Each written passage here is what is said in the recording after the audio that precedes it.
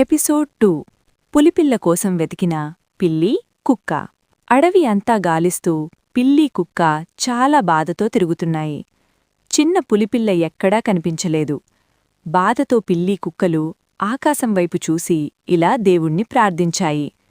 దేవుడా, మా పులిపిల్ల ఎక్కడుందో చూపించు. అదే సమయంలో అడవిలో చిన్న పులిపిల్ల కూడా తన తండ్రిని వెదుకుతూ తిరుగుతోంది. మార్గంలో కనిపించిన ఏనుగు, కుందేలు, కోతి, పక్షులు అందర్నీ అడిగింది, నా నాన్నను ఎవరికైనా కనిపించారా? అలా వెదుకుతూ ఒక చెరువు దగ్గరికి వచ్చింది. అక్కడ జంతువులంతా నీళ్లు తాగడానికి వచ్చాయి. అదే దారిలో పిల్లి కుక్క కూడా అక్కడికి చేరాయి. వాళ్లక్కడ ఉన్న ఏనుగుల గుంపును చూసి అడిగారు, ఇక్కడికి మా పులిపిల్ల వచ్చిందా? ఏనుగులు ఒక్కసారి ఆశ్చర్యంగా చూసుకున్నాయి. ఇదేం వింత, పులికోసం వచ్చి పులిపిల్ల కనిపించిందా అని అడుగుతున్నారు.